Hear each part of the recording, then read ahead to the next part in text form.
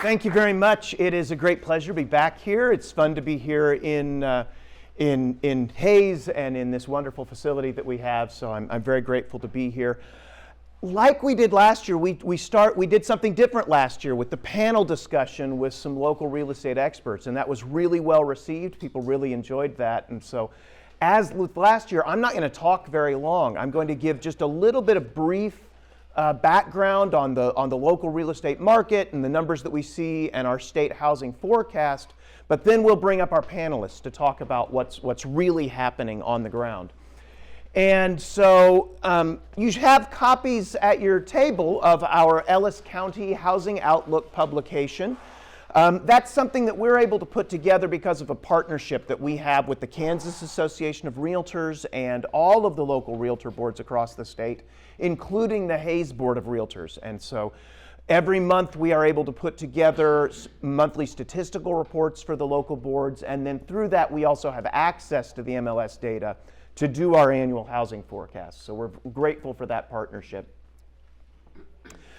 Well, whenever I do the housing forecast, I've always said I look at two things. I look at the labor market and will people have jobs and confidence about their jobs to be able to feel like, yes, I can make a move and I can buy a home.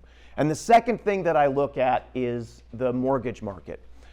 Jeremy talked about the labor market earlier, and it is a very, very confusing time. We have some conflicting pictures about, are we going to be heading into recession or not? But at least right now, unemployment rates in Kansas across the board are extraordinarily low, near historically low levels. And you heard about the challenges with keeping employment and the wage growth that we've seen. So from that standpoint, that still provides a solid fundamental for housing markets going forward, at least in the near future. Mortgage markets have been really tumultuous, and I have to tell you, when we had to go to press with our forecast, that was a point when the Fed had just raised interest rates again, and mortgage markets responded by having the 30-year fixed mortgage rate drop from 6% down to, from 6.5% down to close to 6%. And so that was a period when we thought the Fed's being aggressive, interest rates are going to be contained going forward because the Fed will get inflation under control. Since then, as you saw, we've seen continued strength in the inflation rate, still up around 8.2%, and we've seen continued strength in the labor market that has changed a lot of the perspectives that financial markets have about how quickly the Fed will get inflation under control. And the 30-year fixed mortgage rate, which is shown here now with more recent data than what's in your publication, was up last week at almost 7%. And they released a new number this morning, but I have not had a chance to look and see where that number came in this week. Nevertheless, and I've been looking at their website every single day to track when they will change their forecast, the Mortgage Bankers Association does a forecast of the 30-year fixed mortgage rate. And as of yesterday, they are still forecasting that by the end of next year, the 30-year fixed mortgage rate will drop down to 5%. I think some of that is a reflection that they just haven't updated and revised their forecast yet, but it also is reflective of an underlying picture that ultimately, as Jeremy suggested before, inflation will get under control. The supply chain issues have taken longer to resolve than we thought it would, but they are slowly resolving. And the Fed is being very aggressive on the demand side of things. That all should bring inflation under control. I didn't actually include this slide here, but I'll just mention that there is a measure that economists like to look at of expected inflation. It's called the break-even rate, and it looks at the difference between a regular Treasury security and the interest rate that the federal government has to pay to borrow loans, say over 5 years. That regular Treasury security has to include an inflation premium in the interest rate that they charge. Okay? There's also a security called a TIPS security, Treasury Inflation Protected Security. And in essence, what happens with that is that when actual inflation occurs, they increase the size of that bond, the amount that the federal government will pay you back. So you're protected on the back end for actual inflation that occurs. The difference between the interest rate on a regular security and that Treasury inflation protected security is a direct measure of what financial markets, where people are betting literally hundreds of billions of dollars trading these securities, what they think inflation will be over the next 5 years. And right now, the 5-year break-even rate is right at about 2.5%, which means that financial markets are betting, collective wisdom of everybody who's investing, that on average, inflation over the next 5 years will be 2.5%. That also is consistent with this lowering of mortgage rates from where we are back down to what I think is still a very normal level in the 5% range.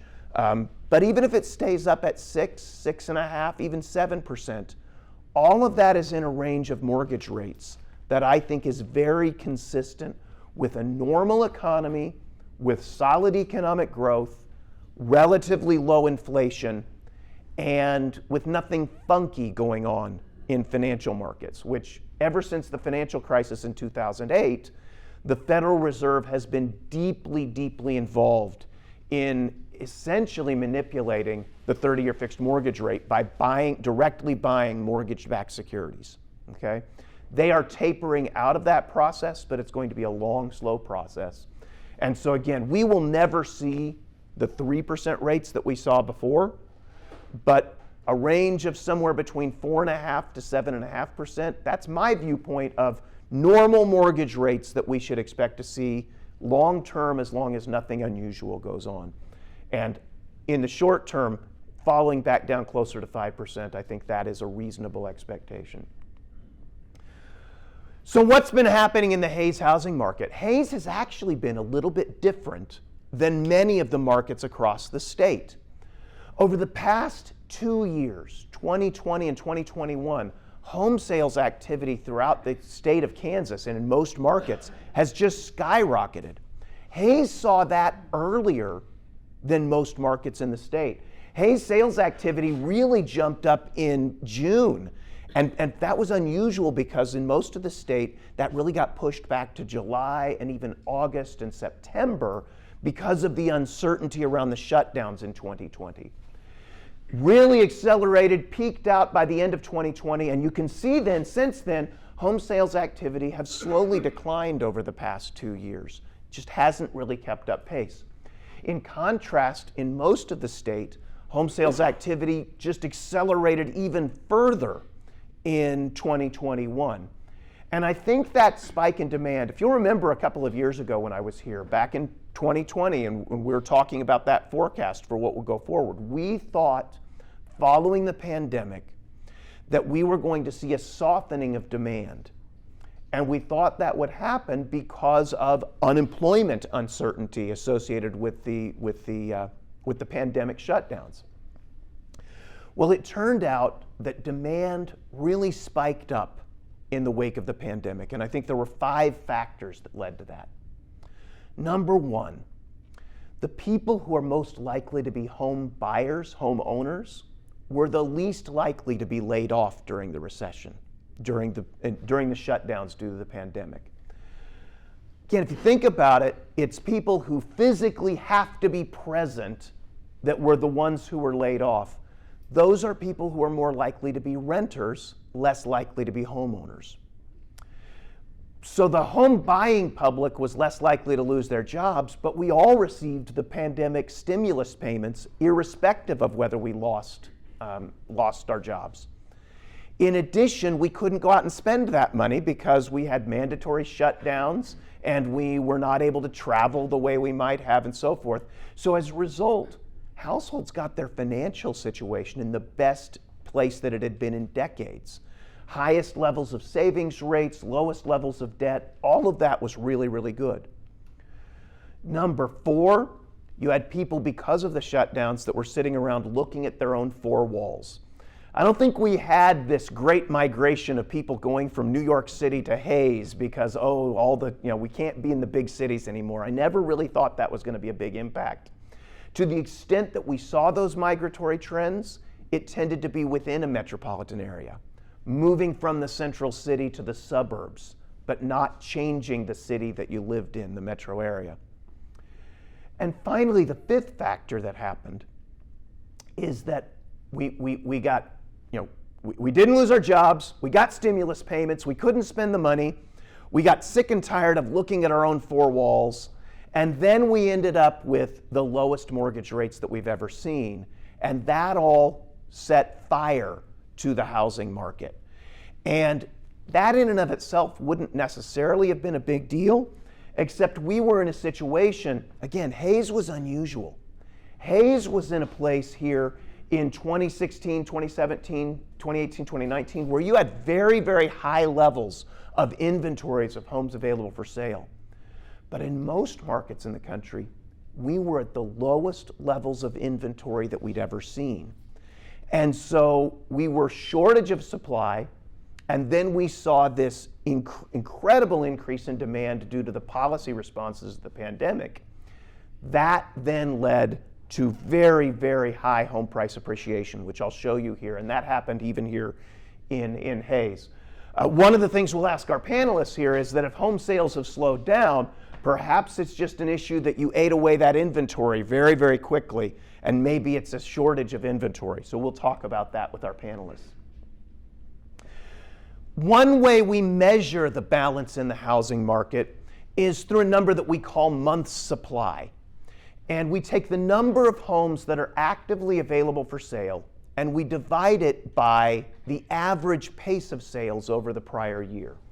So if we had, say, 200 homes that were available for sale in a given market, and we were selling on average 50 homes a month, okay? We would take the 200 divided by 50, we'd get a 4-month supply. We usually think of a balanced market as being one where you have between a 4 and 6 month supply. So that's why I have that shaded region on the graph. And you can see in that time of high inventories, Hayes was in what we might consider statistically to be a buyer's market. Very high, a month supply that was up around an 8-month supply. But with the strong pace of sales in 2020, the inventories dropped down. And now, prior to the pandemic, we really were back down in a place, once we got through that, where we're in a place of about a 2.5 to 3 month supply. Much more like a seller's market that should favor negotiation on that end.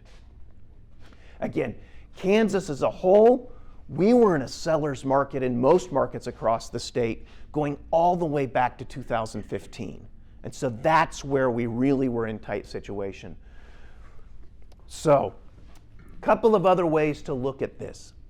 One thing that you may have heard stories about, one of the things that when I've talked about the housing forecast this year that I'm trying to say is that just because we had this big run up, it doesn't mean we had a bubble. And sometimes you're hearing some national media outlets that are looking at some statistics and they are then saying, oops, the housing market's about to crash. Oh my goodness, we're going to have another downturn.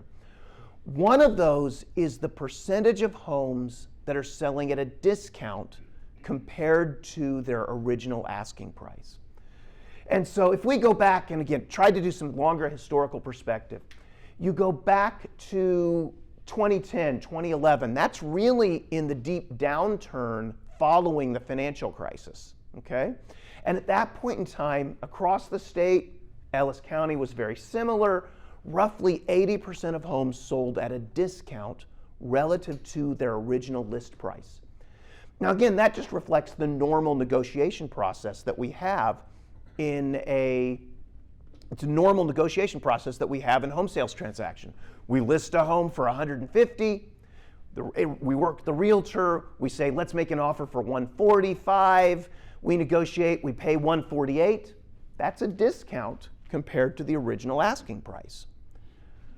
Back in the early 2010s, roughly 20% of homes sold at or above the original list price, 80% sold below. That number had steadily come down. It stayed up for Hays, but it steadily came down across Kansas to around 60%, which is a more normal level, okay? And then in the wake of the pandemic, we saw bidding wars. And that really, really drove down the number of homes that were selling at a discount. In Kansas, where you're talking about 40% of homes that sell at a discount, that means that 60% of all closings were for a price that was either at the original list price or higher than the original list price. Now, the thing that people have talked about is that that number has been starting to turn back up. Oh, we're seeing it change. But we're turning back up from a level that was unsustainably low. That's the point that I want you to walk away from. It's actually analogous to that picture that our economist from the BLS said, where she showed the glass is at half full or half empty. One of the ways you think about that question is water flowing into the cup or is water draining out of the cup, right? And where was it 6 months ago? So the interesting thing is that because of that strong demand, home prices across the state have gone up tremendously. Now, this is a measure of median sale price, which is the price at which half of the homes sold for a higher price, half sold for a lower price. And that can be affected by the composition of what homes in the market are selling well at any given point in time. But nevertheless, that's a very dramatic increase in median sale price here. Going back to 2019, where it was around $125,000, $130,000, and now where it's up over $160,000. That's a very, very strong price increase. Our forecast for the state of Kansas as a whole, through the first half of this year, average home prices in Kansas went up almost 17%. It was a just absolutely stunning, unsustainable level. We believe that is clearly slowing. We are seeing declines in demand, but the supply issues are still there. And our forecast for Kansas is that average home prices will increase by 12.3% this year. Next year, that should slow down to 5.4%, but that's still good, strong home price appreciation for Kansas. And so again, I don't see us having a crash, and I could go into lots of reasons why I don't see us having a crash, but the first and foremost is that we have a shortage of inventory. And if you don't have enough supply, even if demand softens, it doesn't turn you automatically into a buyer's market. Well, like I said, I didn't want to spend all of my time talking. I wanted to actually hear from the experts. So I would like to go ahead and invite our panelists on up. So Tim and Robert, can you come on up and join me here? We have here Tim Cossaart. Tim has been a licensed real estate agent since 2013 and currently is the broker at RE/MAX Pro Realtor in Hays. He holds the prestigious CRE designation, and he's active in the Hays Board of Realtors, having served as president in 2019. He's also past recipient of the Realtor of the Year Award and the Distinguished Service Award. Please join me in welcoming Tim.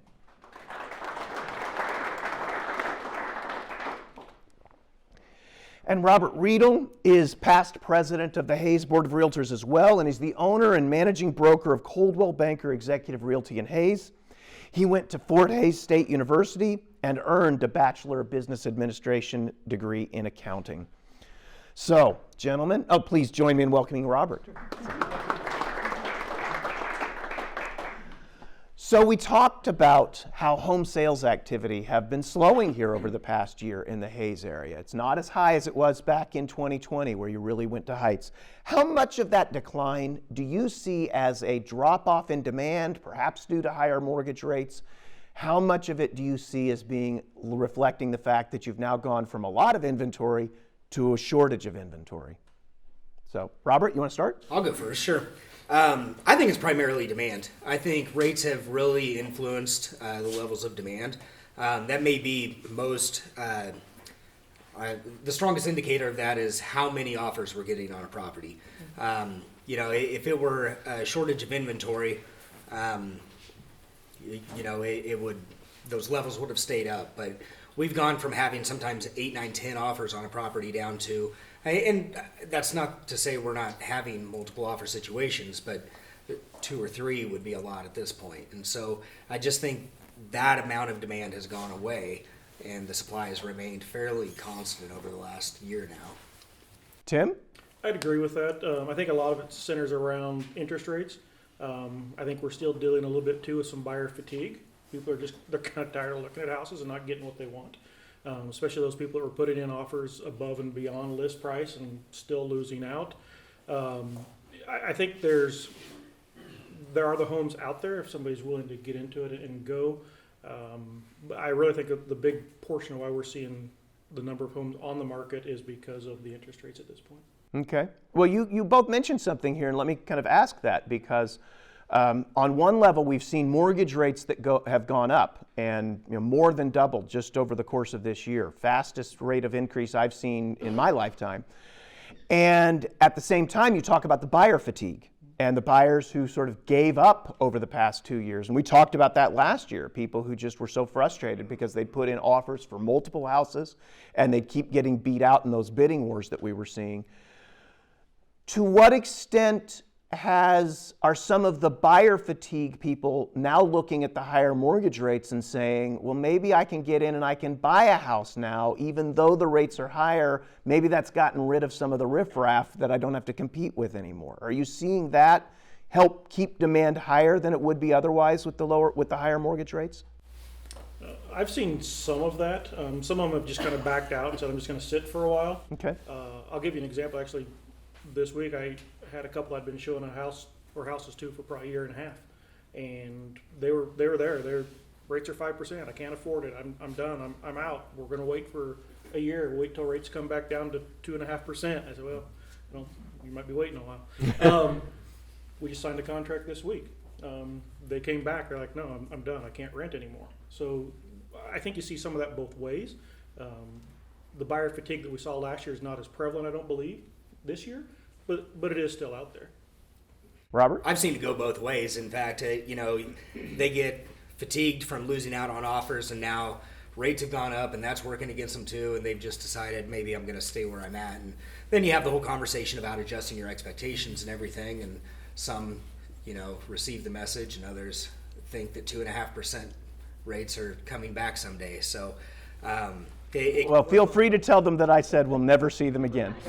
We're both telling them. By the way, if you ever hear an economist say something with absolute certainty, you really should run for the hills, because we rarely have enough information to do that. But 3% mortgage rates are, I think, a thing of the past. Anomaly, no doubt. The other thing that Robert touched on, I think, is a big piece to that, is when they were looking at a property at like a 3 or 4% interest, they can no longer afford that same payment on that house at a 7%. So I think, at least for me, I'm not seeing them adjusting their thoughts of what they want or needs in a house, maybe as quickly as the interest rates are adjusting to eat away at their buying power. Well, so that really leads into the next question that I had, which is, how are buyers and sellers, for that matter, responding to the change in mortgage rates, not just mortgage rates, but also the home price appreciation that we've seen in terms of the affordability challenge? So you say they're really not adjusting to that. Robert, are you seeing the same thing in terms of buyers and changing their expectations with affordability? Yeah, and I don't know that they're just not adjusting. I think they're just adjusting slower than the rates are adjusting. Okay. So there's some latency there between, what, and I have the exact same thing. We're looking at $200,000. They like the house. They're ready to make an offer. Why don't you touch base with your lender, refresh your letter, and then, oh, I don't think we're buying a $200,000 house now. Well, now let's go look at 150s, and some will make that adjustment and some aren't ready to make that adjustment yet. The other range that I've seen a lot of impact is in the very upper range homes, $500,000 and up. There were some buyers there that were buying just because rates were so low and their payment was staying the same, and why not? Let's go for it. And these 7% rates have completely eliminated those buyers from that pool. Now we've still got cash buyers up in those ranges, and life goes on. Homes, get sold and people move away and move here and stuff. But some were buying for the sake of buying just because of the environment, and I think that's gone. Are you worried at all that with the buyers that we do have that either bought or refinanced into the very low mortgage rates, that there will be a lock-in effect in the coming years, that people would have moved otherwise and now will not move? Or do you think that that's something that will resolve itself simply enough? I mean, I feel like, there's going to be some of that for sure. There are some folks that blatantly overpaid for a property. And knew it. And were happy to do it. If a house was listed at $250 and they said, I want to offer $290 and didn't blink an eye about it and move forward. We'll see as those home valuations change how that impacts their thoughts on that. And then the discussions I had is if you're going to be there long term, that's not a bad play if you really want this house. If you think you're moving in the next couple of years, I would strongly suggest not to consider doing that, but I still had folks doing it. To call it a lock-in effect is a little more eloquent than what I've been calling it, which is a hangover. I think we're going to have a hangover for a couple of years.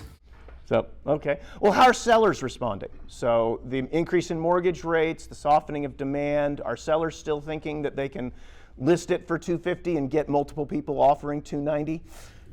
I think we've about washed them out. I think I had one just this last week saying the market is fire and I think it's time for me to sell, and you missed your boat, buddy. But I think most sellers are paying very close attention and they realize that the rates are impacting and things have changed.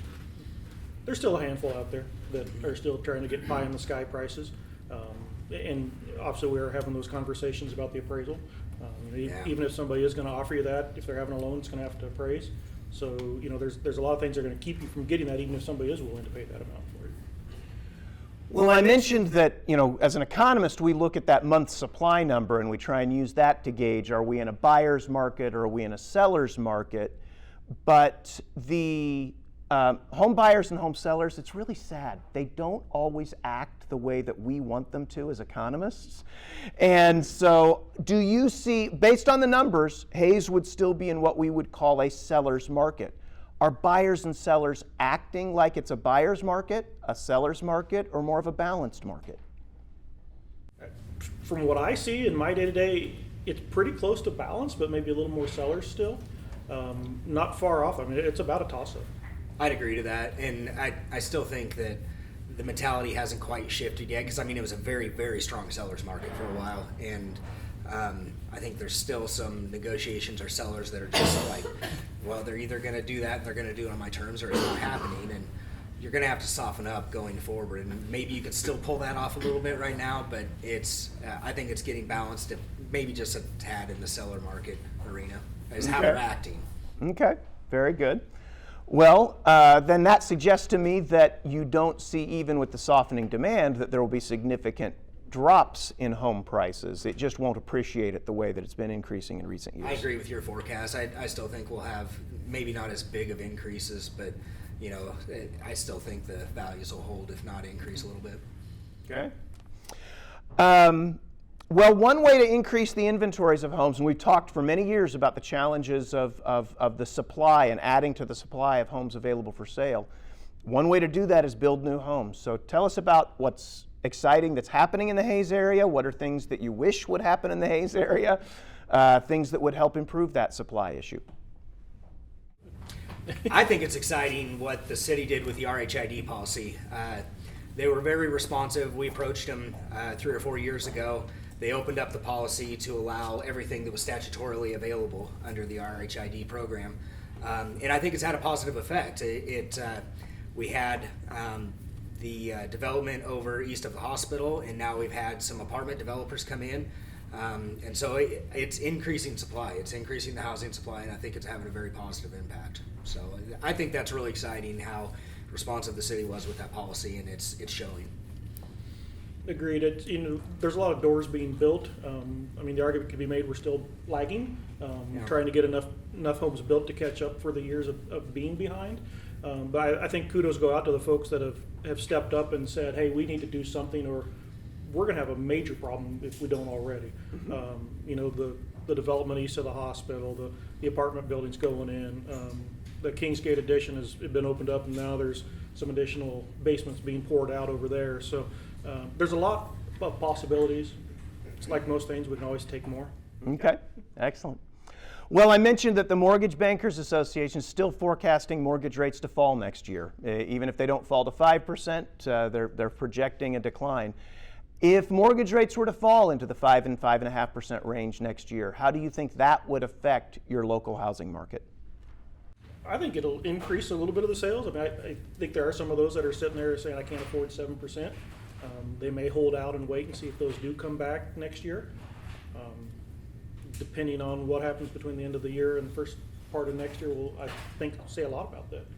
Okay. I would agree, but I think that's a pretty big if. It's mortgage rates don't seem to be that responsive, and I think that's a pretty optimistic outlook on what mortgage rates will do that quickly. But if it were to happen, yeah, it would absolutely help, and I think it would breathe life into people that feel like they missed their chance. So the affordability issues become resolved a lot more when you go down for more than 100 basis points. Yeah, Absolutely, absolutely. Well, we have a few extra minutes here from the questions that I had pre-prepared, so I'm happy to, and I think my panelists are happy to answer questions from the audience. What questions do you all have about the housing market in Hayes or across the region? I'm going to put you on the spot, Earl. I know you've got questions. At least a comment that you form in the "wouldn't you agree" form of a question. Well, I would say this, that some of the homes that were sold maybe 3 years ago have actually depreciated. I did an appraisal 2 weeks ago on a house, and it came in less than what they paid for it 3 years ago. Okay. And why do you think that happened? So mentioning that home value of an appraisal recently here that came in actually with a decrease in value. What was it about that house that caused its value to decrease? Well, and the number of comps available are difficult to find, and that's probably the reason. And the parameters that a appraisal management company puts on the appraisers, you can only go so far out to pick up a comp. And in distance and in age, in other words, they only want you to go out 6 months. Okay. Some of them don't even want you to go out 90 days. Right. So then you run into problems. Well, what Earl said brings up a really good point, which is that all housing markets are extremely local. And I always say when we talk about Kansas housing statistics, nobody owns the average Kansas home, but it turns out nobody owns the average Hayes home either. Everyone owns a home in a particular neighborhood and even in a particular location within that neighborhood. He also brings up another issue that I guess I'll throw at you, which is the question of appraisals. That has been a problem that when I've talked to realtors around the state, they have not expressed issues with homes appraising, even in spite of this really, really rapid appreciation that we saw over the past 2 years. Are you beginning to see more appraisal problems here recently? I was pleasantly surprised over the last couple of years at how well appraisers were able to keep up with the appreciation. We didn't have a whole lot of issues, and I think in years past I had issues to where values had gone up and they're looking at old data to try to substantiate current transactions, and that's challenging, and I was pleasantly surprised over the last couple of years. I've started seeing issues now. And, Okay. Yeah, and I think a lot of it does allude to the fact that they're getting constrained on what they can use as comps, and if you use very recent comps, it's going to be showing a lot weaker prices than what you may have seen 2 or 3 years ago. Okay. I feel fortunate. I haven't ran into a lot this year. I am hearing more and more from other agents that there are more starting to not appraise for the contract price, and they're making the adjustments. So, knock on wood, I've only had a handful. We just worked one out this morning. Recently, yeah. Tim and I. Mostly Robert. Robert did the Yeah. heavy lifting on that one. Very good. Other questions from the audience? I know you've talked. Go ahead. You're talking about housing, but if you notice the same thing in commercial real estate when it comes to those appraisals and like that? Or? Commercial is a completely different beast. It is so different, and it's driven by different factors, and they just do not act the same. It's commercial is very specific. It's specific to the property and the seller. It's specific to a buyer and their needs, and it just isn't impacted by those kind of. Is it impacted by comparables in any way, too? I mean, or do you have trouble getting? Errol said we get comparables on stuff because I mean I speaking specifically here about Rooks County, they've got a large manufacturing business, and getting a comparable to, I mean, he's, throwing a fit about taxes, but I mean, it's just hard to get anything that compares to it at all, and you go outside, like they can come and get something from Ellis County, and I mean, it's just, there's no. It is a challenge in commercial, especially if you're talking about a warehouse, you're talking about a manufacturing facility, a retail building, whatever it may be.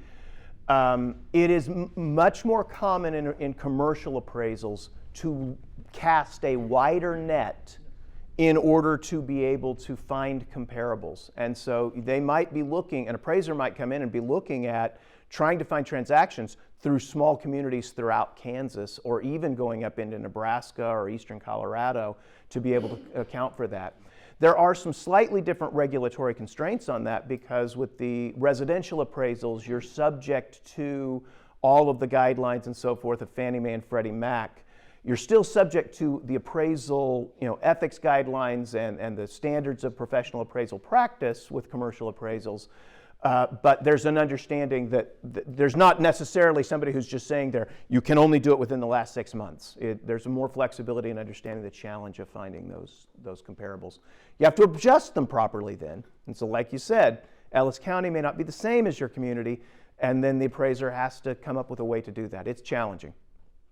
Challenging. Other things you wanted to add on that? I think every commercial appraisal I've ever seen is typically a regional, and when they use comps. It's hard to, there's just not enough gas stations that sell in Hayes to have Hayes gas station comps. They've got to look regionally. So that's very typical. It does feel, and maybe it's just me, but it feels like we have had quite a few commercial properties sell recently. And multifamily. Yeah, and multifamily as well, that I think will help some of that, not only in our community, but the surrounding areas as well.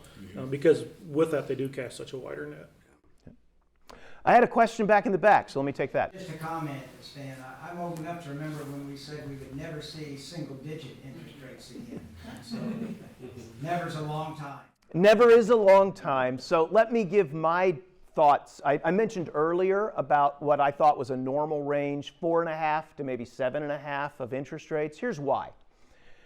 If I lend money to you, I'm essentially giving up consumption today in order to be able to buy something in the future, right? I'm deferring consumption to the future. In order to be willing to do that, I first of all need to be compensated just for that patience that I'm having. This is what we think of as the real risk-free interest rate. If I knew for certain I'd get my money back and that I could buy just as much stuff with my money in the future as I can today, there's no inflation, okay? I think that real risk-free interest rate long-term ought to be about the real growth rate in the economy. So let's call that 2.5% for good, solid, but not spectacular growth. Then in addition, unfortunately, when you pay me back in the future, we will have inflation that will erode my purchasing power, so I need to be compensated up front for that expected inflation. If I say that the Fed is going to shoot for that 2% inflation target, then I need to add that in to my mortgage rate to compensate me.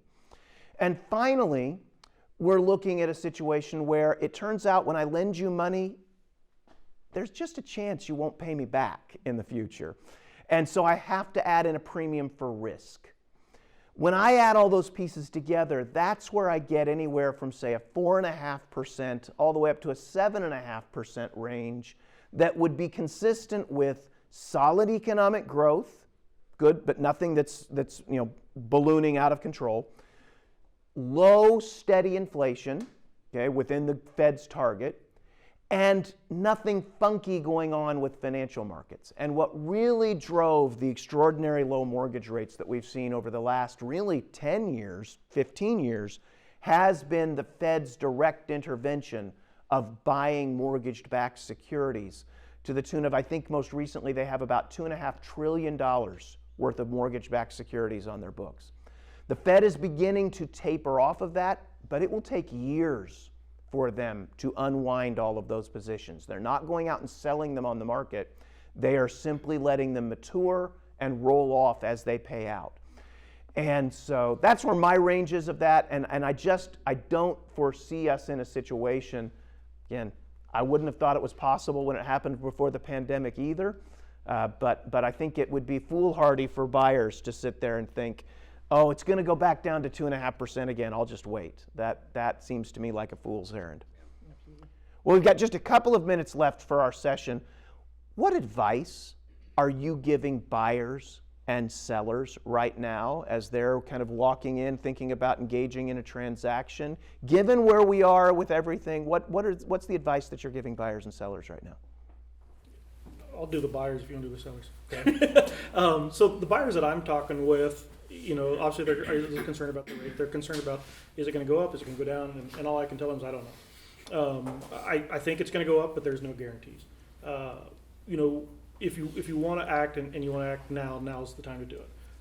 The thing that we're also discussing are some things that are a little more, I suppose, unique as far as, do you want to ask for dollars back in order to help pay some of your closing costs, buy down points to get a lower rate? What can we do on that side to help make your life easier with your loan? I think if they're serious, they're still going to look.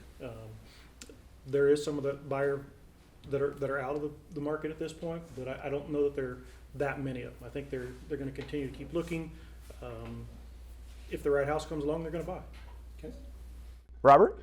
I'd tell sellers that time isn't your friend at this point. I don't think that waiting while rates are in an increasing environment is going to benefit them. And so if they're thinking of selling or needing to sell sometime soon, sooner is better than later. And then I would also try to, help get their expectations a little more realistic. Take a look around, see what's going on, and realize that you may need to adjust your expectations on what you're going to get. It's what your brother-in-law did 9 months ago isn't going to happen for you, in December. So Okay. Adjust your expectations, and now is better than later. Very good. Well, please join me in thanking both of our panelists here for the discussion today.